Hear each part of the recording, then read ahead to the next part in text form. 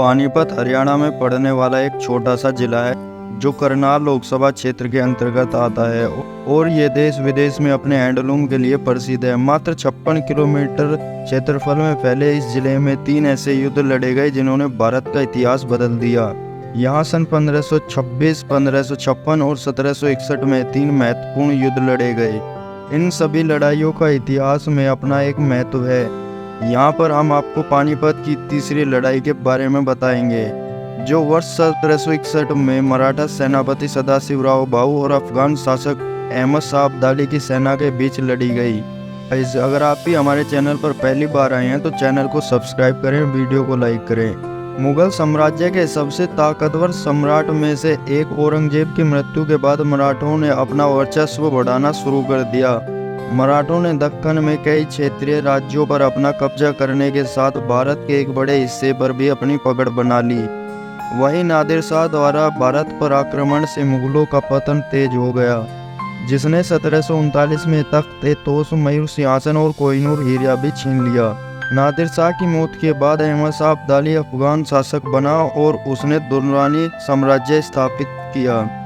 भारत पर कब्जा करने के दौरान जब उसके बेटे लाहौर में हार गए तो उसने खुद भारत पर हमला करने की योजना बनाई। अहमद शाह अब्दाली ने 1759 के अंत तक अपने अफगान कबीलों के साथ लाहौर को जीतते हुए दिल्ली के नज़दीक पहुंच गया।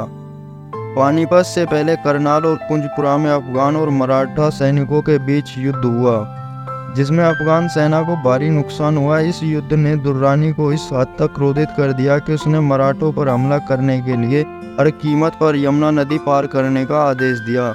दोनों सेनाओं के बीच महीनों तक छोटी छोटी लड़ाइयां चलती रहीं, जिसके बाद दोनों पक्षों की सेनाएं अंतिम हमले के लिए इकट्ठी हुई। इस दौरान मराठा सेना का खाना लगभग खत्म हो गया। पानीपत में दोनों सेनाओं के बीच 14 जनवरी 1761 को घमासान युद्ध शुरू हो गया। इस युद्ध में गार्दी सेना प्रमुख इब्राहिम खां गार्दी ने मराठों का साथ दिया। वहीं दोआब के अफगान रोहिला और अवध के नवाब शुजाउद्दौला ने अहमद शाह अब्दाली का साथ दिया। मराठों को रसद मिल नहीं पा रही थी, जिससे उनकी सेना में भुखमरी फैल गई। वहीं अहमद शाह की सेना को अवध और रोहिलखंड से रसद की आपूर्ति हो रही थी। 14 जनवरी को सुबह 8 बजे शुरू हुए इस युद्ध में दोपहर के समय तक बड़ा परिवर्तन आया। जब सदाशिवराव भाऊ अपने हाथी से उतरकर घायलों का जायजा लेने लगे, इधर जब बाकी मराठा सरदारों ने देखा कि सदाशिवराव भाऊ अपने हाथी पर नहीं है तो पूरी सेना में हड़कंप मच गया, जिससे सेना का कमान न होने के कारण पूरी सेना में अफरा तफरी मच गई और सारे सैनिक भागने लगे। इसी भगदड़ में सैकड़ों सैनिक मारे गए। इस युद्ध में शाम तक आते आते पूरी मराठा सेना खत्म हो गई। अब्दाली ने इस मौके को सबसे अच्छा मौका समझा और अपने रिजर्व 15,000 सैनिकों को भी युद्ध में उतार दिया। अफगान सेना ने मिलकर बचे कुचे मराठा सैनिक जो सदाशिवराव भाऊ के नेतृत्व में लड़ रहे थे उन्हें खत्म कर दिया।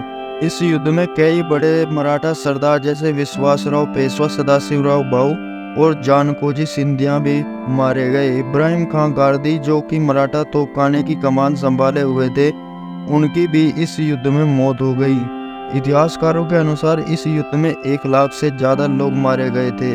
पानीपत की तीसरी लड़ाई ने भारत में सत्ता का समीकरण ही बदल दिया। आई होप गाइस वीडियो आपको पसंद आई होगी। अगर पसंद आई है तो प्लीज़ हाथ जोड़कर आपसे रिक्वेस्ट है कि आप हमारे चैनल को सब्सक्राइब करें, वीडियो को लाइक करें, ज़्यादा से ज़्यादा कमेंट करें और शेयर करें। Thanks for watch video guys.